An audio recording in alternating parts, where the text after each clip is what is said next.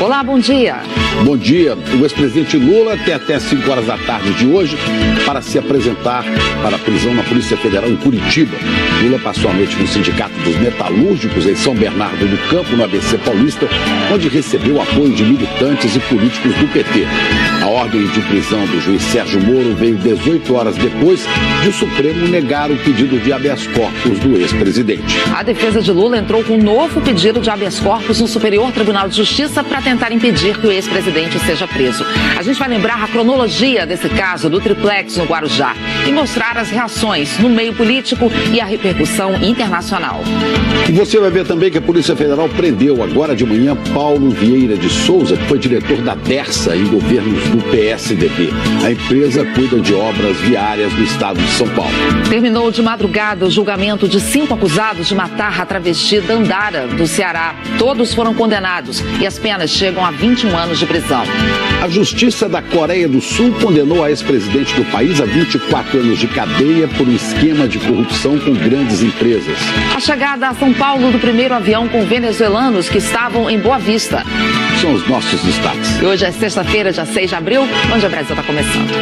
A gente abre o Bom Dia Brasil de hoje com as últimas informações sobre o mandado de prisão para o ex-presidente Lula, mandado que foi expedido ontem pelo juiz Sérgio Moro. A defesa do ex-presidente entrou com um novo pedido de habeas corpus, isso foi durante a madrugada, no Superior Tribunal de Justiça, para tentar impedir a prisão de Lula. O ex-presidente passou a noite no Sindicato dos Metalúrgicos em São Bernardo do Campo, no ABC Paulista, acompanhado de advogados, de colegas do PT. O repórter César Galvão está sobrevoando o prédio e tem as informações ao vivo aqui para a gente nesse começo de Bom Dia Brasil.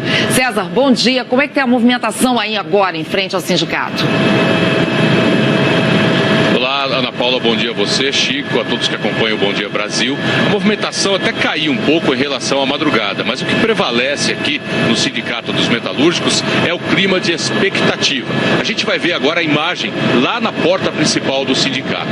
Nesse momento tem uma movimentação pequena, as portas do sindicato foram abertas, há um grupo pequeno de simpatizantes e de manifestantes ali na porta, outro grupo dentro do prédio, e a informação que a gente tem é que o ex-presidente Lula e algumas pessoas ligadas diretamente a ele, assessores, senadores, continuam lá dentro também. A expectativa é justamente por causa desse novo pedido de habeas corpus que a defesa entrou no Superior Tribunal de Justiça de madrugada. Esse pedido pode ser julgado a qualquer momento. Não tem horário, não tem prazo. Mas também há o mandado de prisão. E esse mandado diz que o ex-presidente precisa se apresentar em Curitiba, no Paraná, até às 5 horas da tarde. Então a expectativa que acontece aqui no sindicato é do que vai acontecer durante toda a manhã. Se o ex-presidente continua lá dentro do sindicato, onde a gente vê muita gente, uma movimentação grande, ou se ele deixa o prédio e segue viagem. Chico e Ana Paula. Obrigada, César, com imagens aí ao vivo, então, da movimentação no Sindicato dos Metalúrgicos. E como o César já disse, né, nesse despacho, o juiz Sérgio Moro deu um prazo até 5 da tarde de hoje para o presidente Lula se apresentar à Polícia Federal em Curitiba. E é lá que já está a repórter Ana Zimmermann com as informações pra gente. Bom dia, Ana. Presos no segundo andar. Lula vai ter direito a banho de sol de 2 horas. Olá, Ana, um bom dia a todos. A movimentação aqui em frente à Polícia Federal em Curitiba aumentou nos últimos minutos. São muitos jornalistas chegando para trabalhar. O portão aqui abriu agora há pouco, às 7 horas, para a entrada de funcionários, das pessoas que querem fazer passaporte. E lá dentro a gente vê alguns agentes armados fazendo a segurança. A Polícia Federal reservou uma sala chamada de Sala de Estado Maior para receber o ex-presidente. A sala fica no 4º andar, tem 15 metros quadrados, banheiro privativo e era usada como dormitório para agentes que vêm de fora a trabalho. Essa sala vai ter segurança 24 horas por dia. Ela fica em cima da custódia, onde estão presos da Lava Jato, como o ex-ministro Antônio Palocci e o empresário Léo Pinheiro. O ex-presidente Lula deve ter uma rotina diferente da dos outros presos, com direito a 2 horas de banho de sol e horário de visita diferente também. O ofício do juiz Sérgio Moro, determinando a prisão, foi expedido 18 horas depois que o Supremo Tribunal Federal rejeitou o habeas corpus da defesa.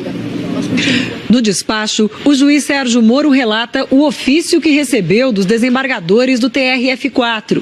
Foi esse documento que determinou a execução da pena. Moro reproduz o ofício do tribunal, em que os julgadores afirmam: considerando o exaurimento dessa instância recursal, forte no descumprimento de embargos infringentes de acórdão unânime, deve ser dado cumprimento à determinação de execução da pena, devidamente fundamentada e decidida nos itens 7 e 922 do voto conduto do desembargador relator da apelação.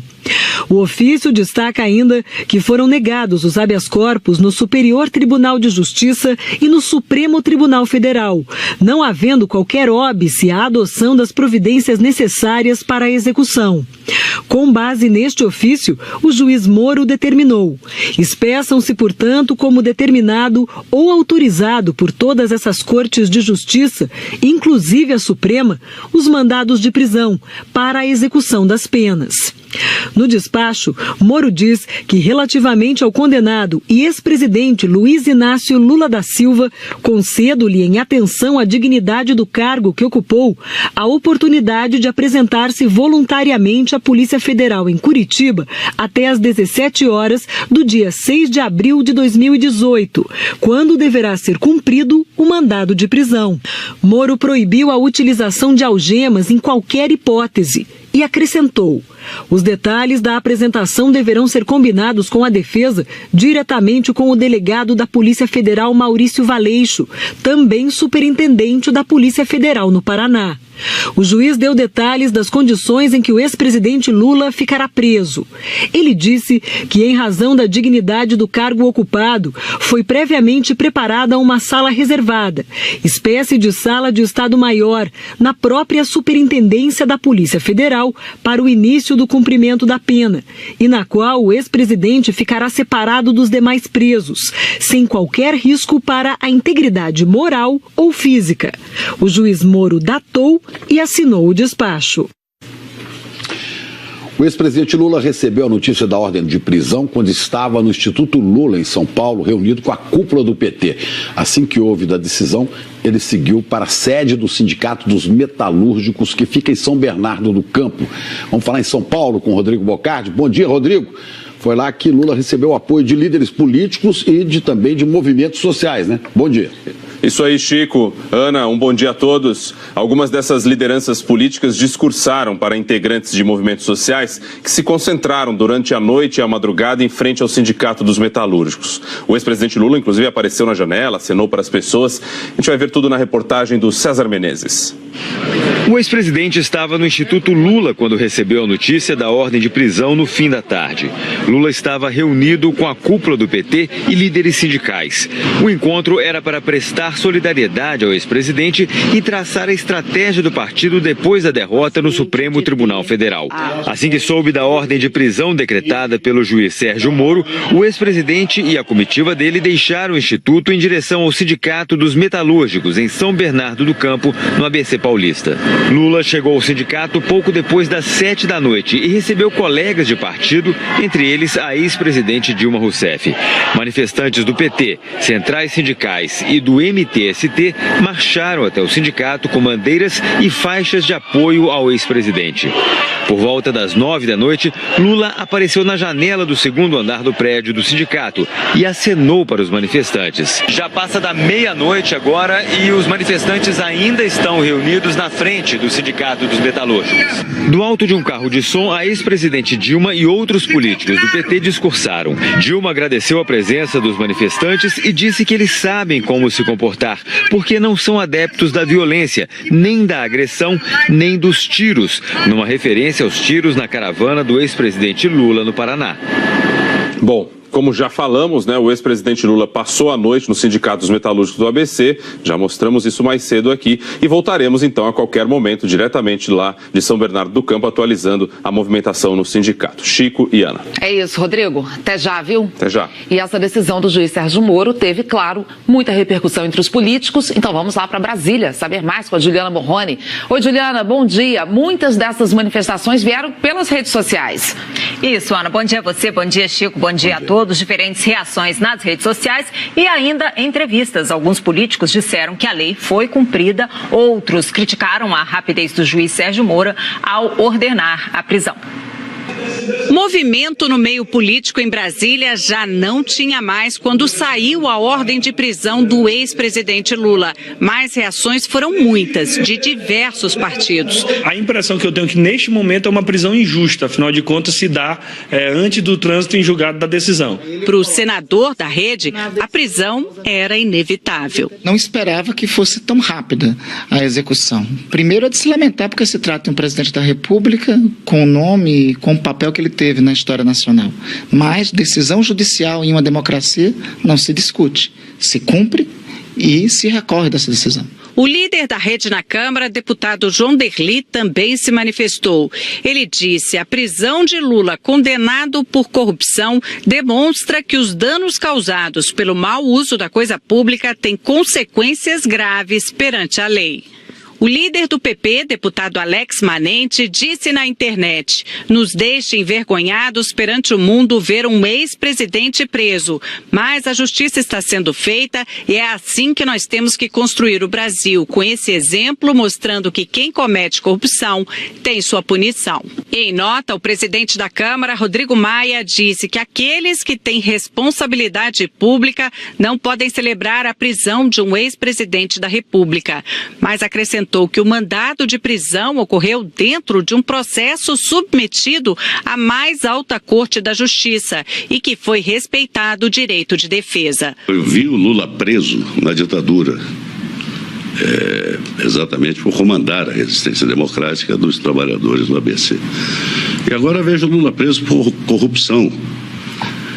É demais para o coração, mas traz à população também a convicção da igualdade de todos perante a lei. A lei é dura, mas é lei.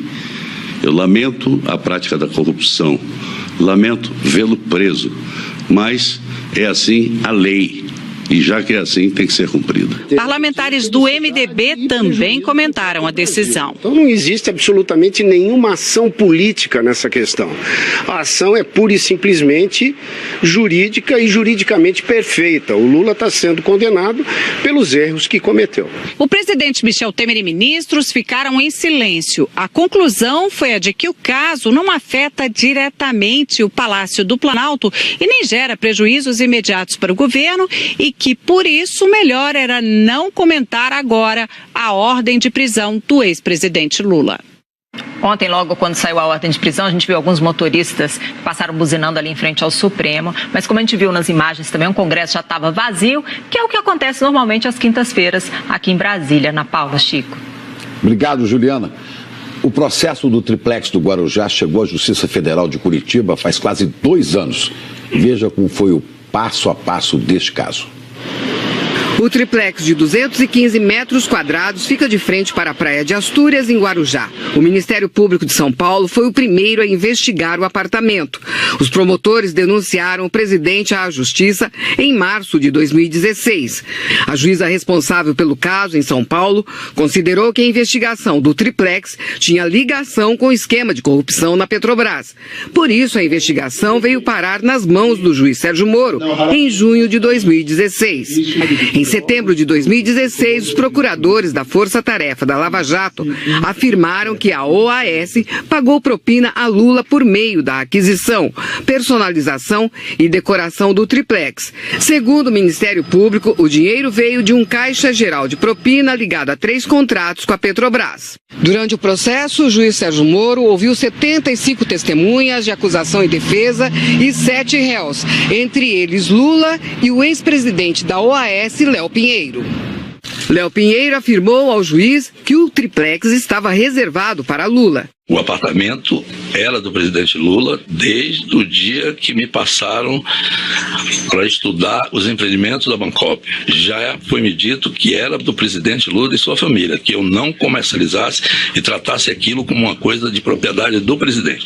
O Ministério Público afirma, juntou documentos que supostamente diriam isso, que esse apartamento, esse triplex, não teria sido colocado à venda jamais pela OAS. Nunca foi colocado à venda pela OAS. Desde lá de 2009. Desde 2009. Eu tinha uma orientação para não colocar à venda, que pertenceria à família do presidente. Fotografias anexadas ao processo mostram Lula e Léo Pinheiro numa visita ao triplex. O ex-presidente foi o último a ser interrogado aqui em Curitiba, em maio do ano passado. Lula disse que visitou o apartamento, mas que não quis comprá-lo. A verdade é o seguinte, doutor Moura, eu vou repetir. Eu não solicitei, não recebi, não paguei nenhum triplex. Em julho de 2017, Lula foi condenado a 9 anos e 6 meses de prisão por corrupção e lavagem de dinheiro. Na sentença, o juiz Sérgio Moro levou em conta documentos, perícias, notas fiscais da reforma, quebras de sigilo fiscal e bancário, depoimentos de testemunhas e réus, e considerou que não era necessário o triplex estar em nome de Lula, porque o crime era justamente ocultar a propriedade. Moro afirmou na decisão que Lula recebeu por meio do triplex mais de 2 milhões de reais em propina. Ao finalizar a sentença, o juiz escreveu: é de todo lamentável que um ex-presidente da República seja condenado criminalmente, mas a causa disso são os crimes por ele praticados e a culpa não é da regular aplicação da lei. Prevalece, enfim, o ditado: não importa o quão alto você esteja, a lei ainda está acima de você. A defesa de Lula recorreu da decisão ao Tribunal Regional Federal em Porto Alegre. Alegou que o dinheiro da compra e reforma do triplex não veio da Petrobras, que Lula não pediu qualquer vantagem indevida em razão do cargo de presidente e que o juiz Sérgio Moro negou a produção de provas, não seguiu a denúncia e se baseou no depoimento de Léo Pinheiro, que tenta acordo de delação premiada. O recurso foi julgado no dia 24 de janeiro deste ano pelo tribunal, numa sessão que durou mais de 8 horas. O relator, desembargador João Gebran Neto, e os desembargadores Vitor Laus e Leandro Paulsen consideraram que houve sim pagamento de propina e que existem provas. Para além da prova material, até aqui referida, a prova oral indicando que o apartamento 174, posteriormente modificado para o 64A, estava reservado ao ex-presidente. E mais, a prova indica que os recursos necessários para o pagamento da diferença entre aquilo que inicialmente foi adimplido pelo apelante e por sua esposa, agregado com as reformas, foram arcados pela OAS. O Tribunal Regional Federal da 4ª Região aumentou a punição para 12 anos e 1 mês e determinou o cumprimento da pena inicialmente em regime fechado, depois do julgamento de todos os recursos no próprio TRF4. A defesa do ex-presidente anunciou que entraria com recurso. Porque é uma decisão, como eu já disse, que condenou uma pessoa que não praticou o crime. E nós acreditamos que esse resultado é o que vai prevalecer e que nenhuma medida restritiva será aplicada ao ex-presidente Lula. Um dos recursos foi apresentado ao próprio tribunal em Porto Alegre. A defesa entrou também com pedidos de habeas corpus preventivos nos tribunais superiores em Brasília. No dia 6 de março, os ministros do STJ negaram por 5-0 o pedido de habeas corpus preventivo. A defesa pretendia impedir a prisão de Lula após se esgotarem os recursos em segunda instância. A decisão no STJ foi unânime. No meu entendimento, não se vislumbra a existência de qualquer ilegalidade na determinação de que o paciente venha, porventura, iniciar o cumprimento provisório da pena após esgotamento dos recursos em segundo grau. No caso, os embargos de declaração. No dia 22 de março, os 11 ministros do Supremo avaliaram o pedido de habeas corpus preventivo. Numa sessão que durou 4 horas, os ministros decidiram primeiro que poderiam julgar o pedido. Depois, como o ministro Marco Aurélio Mello não podia continuar na sessão porque tinha um voo marcado para um compromisso no Rio, a discussão sobre o mérito do pedido de habeas corpus preventivo, ou seja, se Lula teria ou não o direito de aguardar em liberdade o julgamento de todos os recursos antes de ser preso, acabou sendo adiada.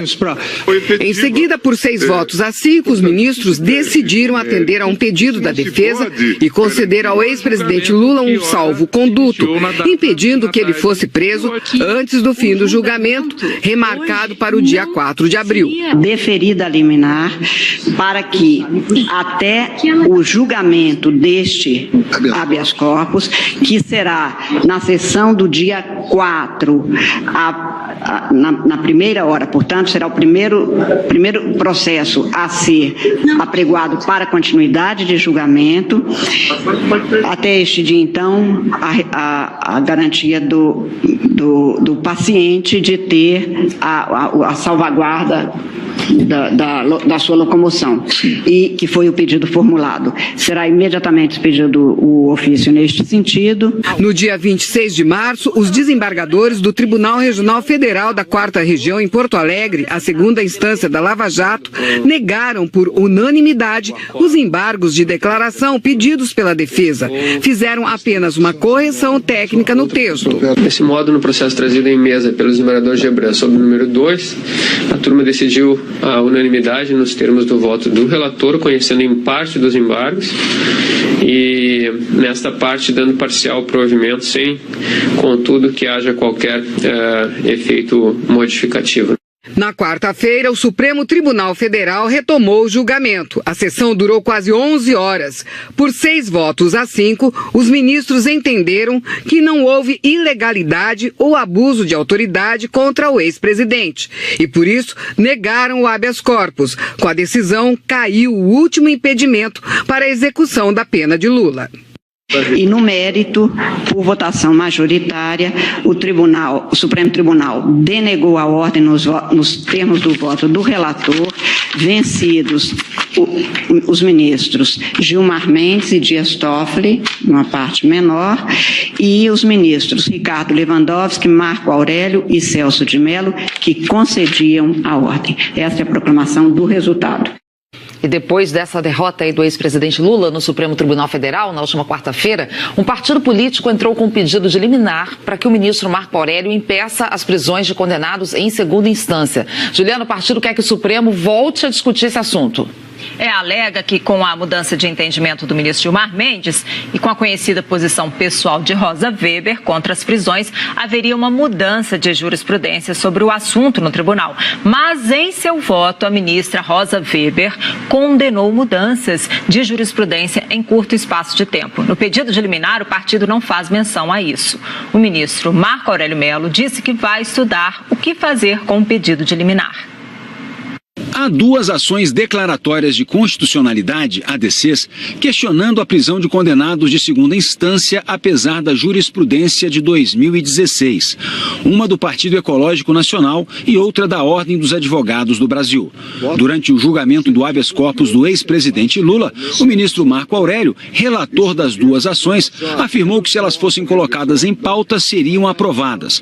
Marco Aurélio argumentou que a aprovação aconteceria porque a ministra Rosa Weber tem uma posição histórica em favor de prisão apenas após o último recurso. E o ministro Gilmar Mendes, que votava a favor da prisão em segunda instância, mudou de opinião. Se estivéssemos a decidir hoje quanto ao pedido de implemento de medida cauteladora nas 2 declaratórias, ante a evolução do ministro Gilmar Mendes e também, já agora, a ressalva de entendimento no plenário da ministra Rosa Weber, que votou lá atrás vencida, inclusive, teria havido o implemento das liminares. Apesar da sua convicção pessoal, a ministra Rosa Weber, em seu voto, deixou claro que não considera oportuno rediscutir este assunto para preservar a segurança jurídica. Rosa Weber disse que uma mudança na composição do plenário não justificaria uma alteração da jurisprudência em tão pouco tempo. Nesse enfoque, a meu juízo, a imprevisibilidade por si só, qualifica-se como elemento capaz de degenerar o direito em arbítrio. Por isso, aqui já afirmei mais de uma vez que, compreendido o tribunal, no caso o Supremo Tribunal Federal, como instituição, a simples mudança de composição não constitui fator suficiente para legitimar a alteração da jurisprudência. A ministra afirmou que nem mesmo a mudança de opinião de algum ministro seria razão suficiente para mudar a jurisprudência. Como tampouco o são, acresço, razões de natureza pragmática ou conjuntural.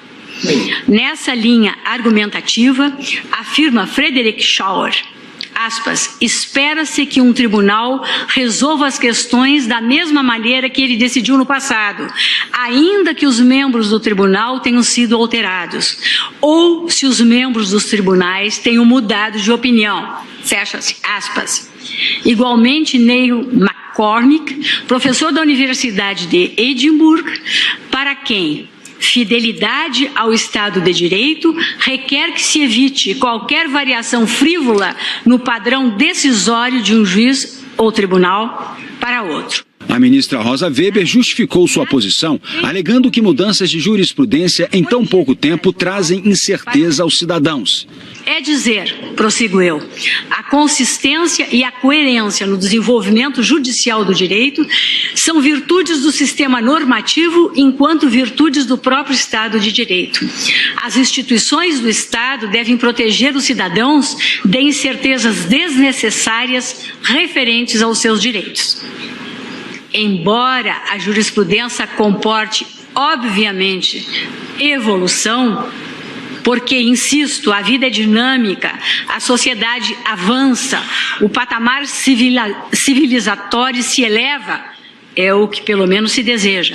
E o direito segue, a atualização do direito operada pela via judicial, pela atividade hermenêutica dos juízes e tribunais, há de evitar rupturas bruscas e ser justificada adequadamente. Apesar de a ministra Rosa Weber ter deixado claro que considera mudanças constantes de jurisprudência prejudiciais para o direito, o Partido Ecológico Nacional alegou a convicção pessoal de Rosa Weber contra a prisão em segunda instância para apresentar um pedido de liminar para o ministro Marco Aurélio suspender prisões nessas condições até que os processos sejam julgados pelo STJ. O pedido, portanto, não leva em consideração o raciocínio completo que a ministra fez em seu voto. Antes de a prisão do ex-presidente Lula ter sido decretada, o ministro Marco Aurélio deu uma entrevista ao fim da sessão do Supremo. Ele disse que sempre prefere analisar esse tipo de liminar no plenário. De início, eu sou avesso à atuação individual no processo objetivo e venho batendo nessa tecla, né? Os colegas, mesmo, porque pelo regimento, né, eu posso implementar a medida cauteladora em processo objetivo no recesso, que é do dia 20 de dezembro ao dia 31 de dezembro, nas férias coletivas, mês de janeiro e julho. Isso é o que está autorizado. Ou então em situação emergencial absoluta, né? Em seguida, o ministro disse não descartar levar a questão em mesa. Quer dizer, incluí-la numa sessão mesmo que ela não tenha sido pautada. Posso trazer em mesa. Pode trazer em mesa. Posso, medida de urgência, eu posso. É uma hipótese, eu vou ter que dar uma destinação ao pedido que formularam, né? E formularam, repito, diante de um contexto novo, que não foi aquele contexto havido quando nós indeferimos as liminares. Durante o voto, o ministro Alexandre de Moraes apresentou estatísticas de como a prisão de réu condenado em segunda instância ajuda a combater a corrupção. Agora, é inegável que se não uma posição ou outra não reflete, e aqui é uma afirmação, não reflete realmente o aumento ou diminuição do número de presos no sistema penitenciário, é inegável que de 2016 a 2018, o retorno desse posicionamento tradicional do Supremo até 2009 refletiu muito no efetivo combate à corrupção. Ou seja, não há e não houve perda em relação ao sistema penitenciário, mas houve vantagens, houve uma grande alteração no sistema de combate à corrupção. Em entrevista ao broadcast político do jornal O Estado de São Paulo, o ministro Marco Aurélio Mello, do Supremo Tribunal Federal, disse que a decretação de prisão do ex-presidente Lula não é um fato que potencializa a urgência da análise da liminar. Explicou que em ações declaratórias de constitucionalidade não são analisados casos concretos e, por isso, não pode levar em conta nesse exame a situação do ex-presidente. Marco Aurélio afirmou ainda que não se surpreendeu com o decreto de prisão e que a justiça deve ser célere em todos os sentidos. Ana Paula Chico. Ok, Juliana, daqui a pouco a gente volta a falar com vocês em Brasília, porque agora a gente vai para São Paulo com novas informações sobre esse mandado de prisão para o ex-presidente Lula. Ele passou a noite nos sindicatos metalúrgicos, no ABC Paulista. Vamos para o Alto Globocop, sobrevoando São Bernardo do Campo. Repórter Filipe Mancuso, esse prédio aí é dos sindicatos metalúrgicos, né? Bom dia, Filipe. Oi, Chico, bom dia para você, bom dia para todo mundo. Pois é, esse é o prédio do sindicato, berço político do ex-presidente Lula. A vigília continua por aqui, é verdade, com muito menos gente do que aconteceu ontem à noite e até de madrugada. A gente tem informações, viu, de que o ex-presidente Lula ficou entre 2h30 da manhã e 7 da manhã na sala da presidência do sindicato. Lá ele dormiu. A gente também tem informações de que ele levantou agora há pouco, umas 7h40 da manhã, e foi tomar café.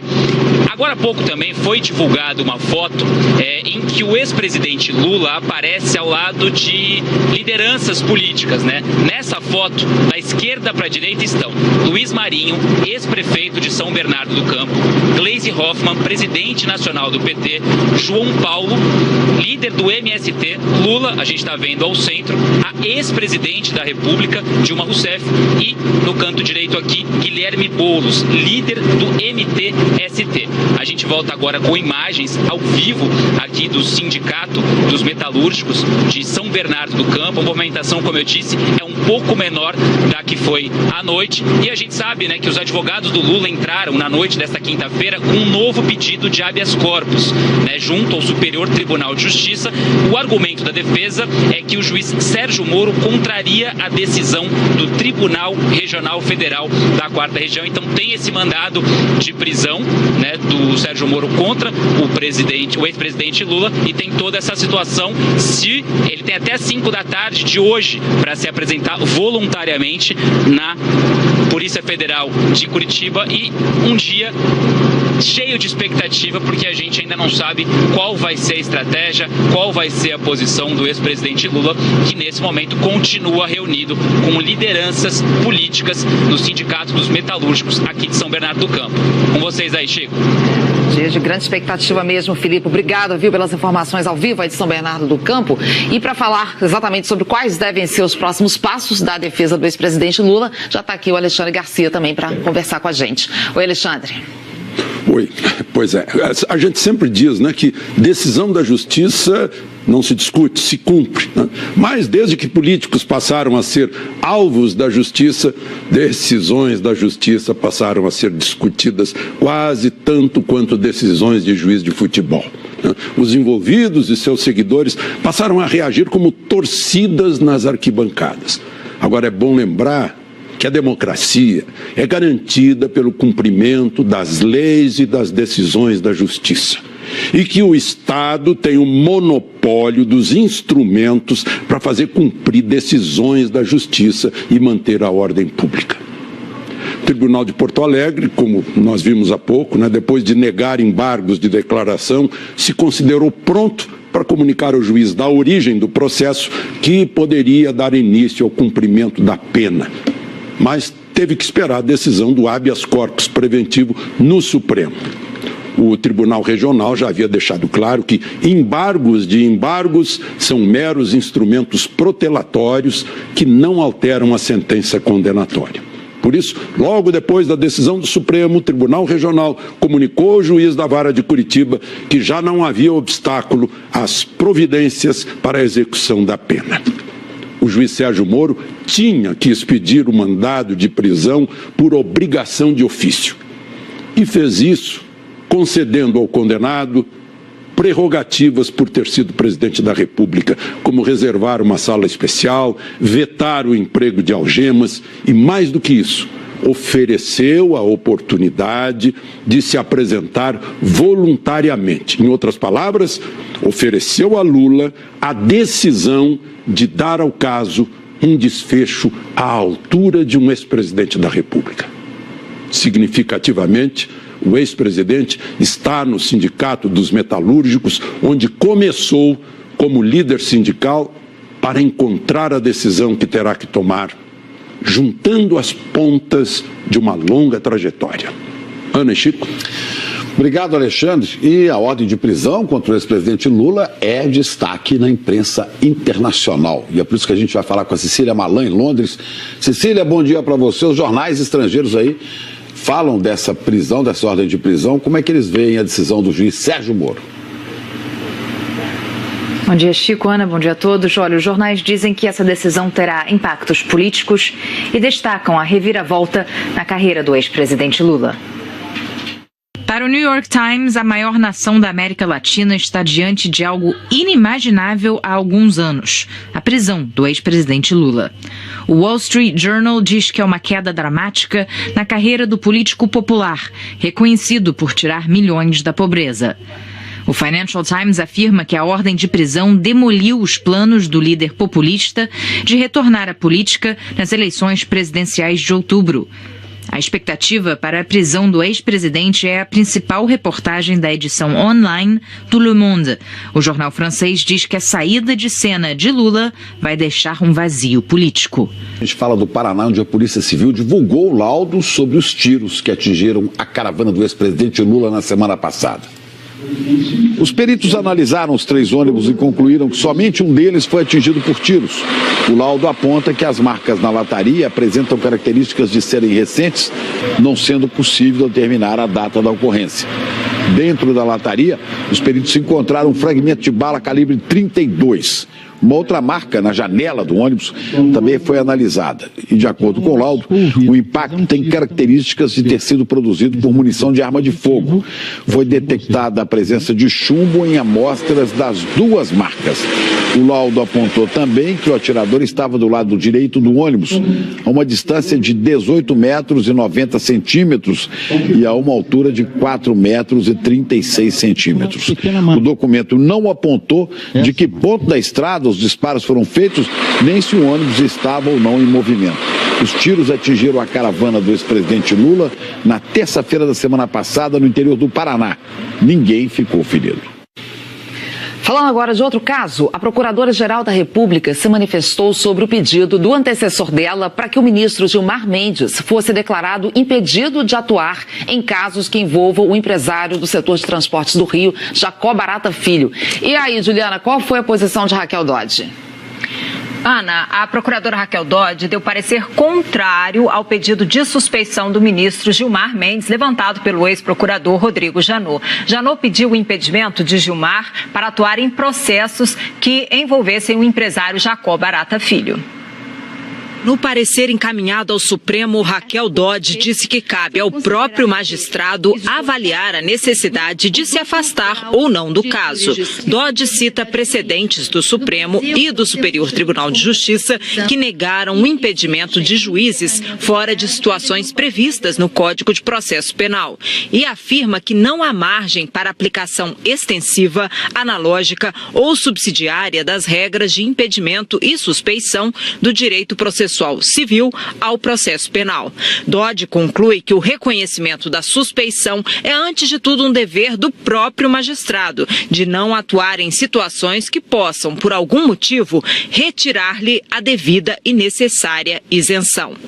E que Gilmar Mendes não afirmou suspeição e considera-se plenamente apto, no aspecto subjetivo, para o julgamento do pedido de habeas corpus. A suspeição foi levantada depois que o ministro Gilmar Mendes mandou soltar os empresários Jacó Barata Filho e Lélis Teixeira, do setor de transportes do Rio. Eles estavam presos por suspeita de pagar propina ao ex-governador do Rio, Sérgio Cabral, do MDB. De acordo com Janot, o ex-procurador, Gilmar foi padrinho de casamento da filha do empresário. O noivo é sobrinho da mulher de Gilmar Mendes. Na época, o ministro disse que não havia motivo para se declarar suspeito. Chico e Ana Paula. Obrigado, Juliana. E vamos agora chamar a Isabela Camargo em São Paulo para saber como é que fica o tempo hoje e também no fim de semana. Isabela, bom dia. Um temporal provocou estragos em Goiânia hoje. Tem mais risco de chuva? Tem sim, Chico. Bom dia para você, Ana. Bom dia a todos. Tem mais chuva, essa é uma informação importante, porque um temporal foi muito violento, foi ontem à tarde. Foram 30 milímetros de chuva em apenas 1 hora, então é muita chuva num curto período de tempo. Veja só como as ruas ficaram. Você vai ver, não é exagero, né, dizer que algumas pareciam rios. Muitos carros ficaram ilhados e outros também acabaram virando com a enxurrada. Parte do teto dessa escola desabou e os alunos foram retirados às pressas. Então agora a gente vai ver pelas imagens de satélite que as nuvens mais carregadas, elas estão se deslocando para Minas Gerais. Então pode chover sim em quase todo o centro-norte, mas a chuva é menos volumosa, tá? As mais pesadas então estão seguindo para o sudeste. Vamos dar uma olhadinha em mais detalhes? Veja, o nosso verde, que você sabe que representa a chuva, está concentrado então no centro-norte. Tempo firme hoje apenas em boa parte aqui da região sul, São Paulo, Mato Grosso do Sul, norte de Minas e também interior da Bahia. Essa área de alta pressão aqui que está jogando bastante umidade para cá e que vai provocar inclusive chuva mais tarde no Rio de Janeiro, Espírito Santo e ali na zona da Mata Mineira. As temperaturas ficam assim, 31 graus lá para Manaus, Macapá, Palmas, 27 em Brasília, mesma de São Paulo e 28 em Porto Alegre. No final de semana, gente, nós não teremos quase mudanças significativas. Então, onde está seco, fica seco, onde está chovendo, continua chovendo. E aí, nos próximos 6 dias, a gente vê que a chuva realmente vai continuar concentrada no centro-norte do país. E aí, para encerrar, como eu prometi no início da semana, vou te mostrar mais 4 capitais que tiveram alteração nas temperaturas, ou seja, a nova média de Fortaleza em abril subiu quase 1,5 graus, aliás, mais de 1,5 graus. São Luís, Teresina e Natal também estão mais quentes. Então, não é só mais uma sensação, né, Chico e Ana? Agora nós temos a comprovação, de acordo aí com a medição que os meteorologistas fizeram com os dados dos últimos 30 anos. Semana que vem eu trago mais capitais. Tá certo, a gente já estava anotando, né? Obrigada, Isabela. Bom fim de semana. Para nós, obrigada. A gente disse aqui nessa edição que de ontem para hoje a defesa do ex-presidente Lula entrou com mais um pedido de habeas corpus no Superior Tribunal de Justiça. Então nós vamos agora a Brasília saber o que está acontecendo nesse pedido. Flávia Varenga está a postos dando atualização desse caso para a gente. Flávia, bom dia.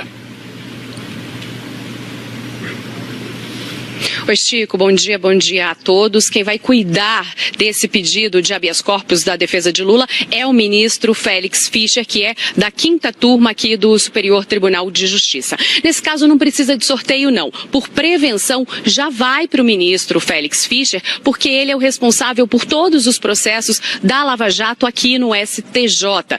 Portanto, agora é esperar uma decisão do ministro, que faz parte dessa 5ª turma. O HC deu entrada no sistema do STJ às 7h02. Mas vamos lembrar o seguinte, que no início de março, a 5ª turma do Superior Tribunal de Justiça negou um pedido de habeas corpus preventivo do ex-presidente Lula por unanimidade, por 5-0. Portanto, hoje o que acontece? Esse novo pedido, esse novo HC vai para o ministro Félix Fischer e a gente vai ficar aqui no Superior Tribunal de Justiça acompanhando todas essas movimentações. Chico e Ana. É isso, qualquer novidade chama a gente aqui. Obrigada, Flávia. A Justiça condenou 5 acusados pelo assassinato da travesti Dandara, morta brutalmente no ano passado no Ceará. Caso que você lembra, teve repercussão internacional. Imprensa, estudantes de direito e um esquema especial de segurança no Fórum de Fortaleza para o julgamento de 5 homens acusados da morte da travesti Dandara. Um crime marcado pelo preconceito e pelas imagens brutais do assassinato, a chutes, socos, pauladas, pedradas e tiros em fevereiro do ano passado. Os assassinos ainda usaram um carrinho de mão para levar a vítima ao local onde ela foi executada, na periferia de Fortaleza. Os advogados de defesa procuraram individualizar a participação de cada acusado. Alegaram que nem todos contribuíram para a morte ou agrediram motivados por homofobia. Com isso, tentaram diminuir as sentenças. Mas no final, o júri entendeu que agiram por motivo torpe, de forma cruel e sem chance de defesa para a vítima. Foram condenados a penas que variam de 14 anos e 6 meses a 21 anos de prisão. Todos os acusados tiveram reconhecidas contra si a qualificadora da torpeza pela essa motivação transfóbica, e essa motivação é que fez desse julgamento um caso paradigmático, um caso emblemático, um caso histórico. A Justiça se mobilizou para julgar o caso em pouco mais de um ano, por causa da repercussão internacional das imagens brutais do assassinato.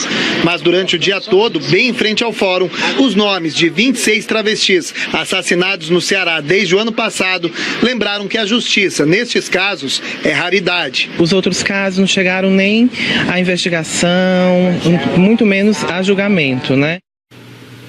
Coisa horrorosa, hein, Ana? Uma brutalidade absurda. E a impunidade que alimenta esse tipo de coisa, que nos deixa mal. O Brasil, um país tão violento, com tantos assassinatos e com esse preconceito, né? Com essa morte que é puro preconceito e resultado do machismo, sabe? Eu acho que, olha, eu não sou macho, detesto essa história de ser macho, né? A gente tem que ser homem e mulheres. Macho. Pelo menos nesse caso da Dandara veio a condenação, veio a ação da Justiça, né? Que é o que ajudaria em muitos dos outros casos também. Há muitos que não são julgados. Olha, só complementando a informação desse caso, a defesa de 2 condenados pela morte da Dandara disse que vai recorrer. 4 menores também são acusados e cumprem medida socioeducativa. 2 estão foragidos. O primeiro grupo de venezuelanos refugiados que estava vivendo em Roraima chegou ontem a São Paulo e eles vão viver por aí em abrigos, né, Rodrigo? E é por tempo indeterminado. Isso, Ana. E nessa chegada, o grupo teve uma recepção especial, que incluiu 2 venezuelanos que já passaram por essa experiência. Eles foram dar apoio e falar sobre o período de adaptação que os imigrantes vão ter que enfrentar. A primeira visão de São Paulo foi pelas janelas deste ônibus do Exército. À espera dele, no centro da cidade, música. Da vida da gente. E comida no fogo, bem brasileira para quem veio de tão longe. O abrigo religioso Missão Paz já abrigava 81 refugiados de 20 nacionalidades. Os novos moradores viajaram mais de 7 horas desde Roraima. A crise política, econômica e humanitária na Venezuela provocou uma fuga em massa na fronteira. Perto de 40 mil refugiados chegaram a Boa Vista, onde vivem em condições muito precárias. Desembarcados no abrigo paulistano, malas, cobertores, ventilador, brinquedos e sorrisos. Tá feliz? Sim. A Missão Paz foi escolhida para receber preferencialmente famílias com crianças bem pequenas. Na chegada e nos próximos dias, para se adaptar, elas terão a ajuda de uma outra família venezuelana, que já diz em bom português que conhece o Caminho das Pedras. Isso é o Caminho das Pedras. Caminho das Pedras. Carlos é jornalista, Marifer, professora. Eles moraram neste mesmo abrigo como refugiados. Tem uma filha adolescente na escola. Marifer abriu um pequeno negócio de comida venezuelana. Ele está trabalhando num hotel. Os 2 parecem ter mesmo muito a oferecer aos compatriotas, começando por esta alegria. Vão dar a maior força. Você tem que aproveitar as oportunidades, porque aqui o Brasil é um país que tem oportunidade. Olhar para frente, fazer coração de todo esse dor que traz e armar de novo, fazer uma mala nova, fazer ânimo novo, ter uma atitude nova, porque senão vai ficar chorando e de chorar não vai fazer nada. Os 18 venezuelanos, incluindo um bebê de 3 semanas, vão ocupar quartos preparados especialmente para eles. Até uma sala de aula foi adaptada. O grupo que chegou a São Paulo tinha perto de 100 pessoas, que foram recebidas também em 2 centros de acolhimento temporário da prefeitura. Quem trabalha com refugiados diz que todos, independentemente da nacionalidade, têm basicamente as mesmas necessidades. São 20 nacionalidades na casa do migrante, mais ou menos todas enfrentam a mesma dificuldade: aprendizagem do idioma, encontrar um emprego, procurar casa, abrir uma conta bancária, querendo estudar também ou colocar os filhos para estudar, um pouco a dificuldade de arrumar a escola, são as dificuldades de todos. Hoje à tarde, um novo grupo com 82 venezuelanos chega a São Paulo no avião da FAB. Chico e Ana. Daí é preciso que os brasileiros saibam acolher essas pessoas que vêm de tanto sofrimento, né? Famílias, né, Rodrigo? Nada hoje há 24 anos de prisão por corrupção. O anúncio da sentença foi transmitido ao vivo pela televisão. Além da pena, Park vai ter que pagar uma multa equivalente a mais de 50 milhões de reais. A ex-presidente se envolveu num esquema de propinas com uma amiga que pedia dinheiro a grandes empresas em troca de favores. Ela sofreu um impeachment em março do ano passado, quando manifestações contra e a favor de Park deixaram pelo menos 3 mortos. A amiga da ex-presidente Choi Soon-sil, que ficou conhecida como Rasputina, também foi condenada e cumpre pena de 3 anos de prisão. Olha, aqui em São Paulo vai ser inaugurado hoje um novo trecho da linha 15 prata do metrô. Temos aqui, ó, são 5 quilômetros e 500 metros de extensão com 4 estações. São Lucas, Camilo, Haddad, Vila Tolstói e Vila União em destaque ali para você. Agora a linha 15 prata vai ligar então a Vila Prudente à Vila União. As estações ainda estão em teste e vão funcionar de segunda a sexta-feira, das 10 da manhã às 3 da tarde, e a viagem nesse trecho é de graça. As duas que já existiam funcionam normalmente. Olha, antes de encerrar, vamos voltar lá para Brasília, até o Superior Tribunal de Justiça, que recebeu o novo pedido de habeas corpus feito pela defesa do ex-presidente Lula. A Flávia Marenga está acompanhando e traz as últimas informações sobre esse pedido. Flávia. Oi, Ana. Por enquanto, a gente ainda não tem a decisão do ministro Félix Fischer. Esse processo entrou por meio eletrônico, caiu no sistema às 7 horas da manhã. Portanto, agora a gente precisa aguardar essa decisão do ministro, que faz parte da 5ª turma aqui do Superior Tribunal de Justiça. Não precisa ter um sorteio, porque o ministro Félix Fischer, ele é o relator de todos os processos da Lava Jato aqui no tribunal. Agora, vamos lembrar o seguinte, que o primeiro pedido de habeas corpus do ex-presidente Lula foi analisado pela 5ª turma no dia 6 de março e foi negado por unanimidade. Portanto, agora o STJ vai analisar esse segundo pedido da defesa do presidente Lula. Ana e Chico. Obrigado, Flávia. De Brasília, vamos agora ao vivo a Curitiba, onde está a repórter Ana Zimmermann. Está em frente à sede da Polícia Federal, onde o ex-presidente Lula deve se apresentar até às 5 horas da tarde. Ana.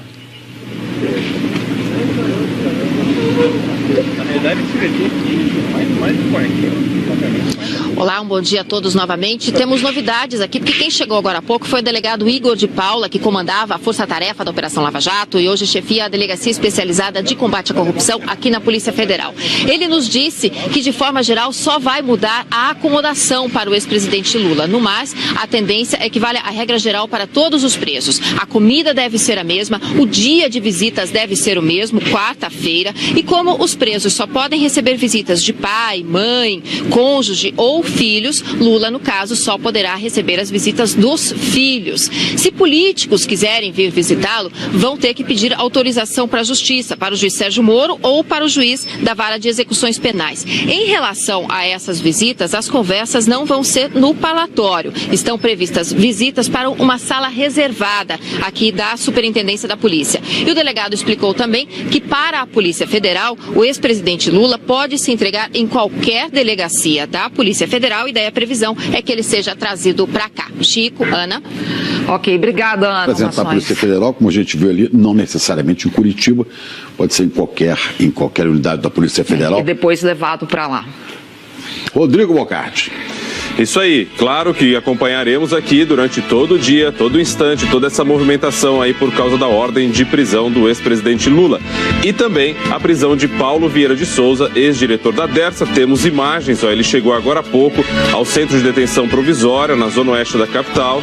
Paulo Vieira de Souza, acusado de desviar aí dinheiro, em 3 obras da Dersa durante os governos do PSDB entre 2009 e 2011. Ele estava encostado na parede, de camisa azul, aparece nesta imagem se dirigindo ao interior do centro de detenção provisória.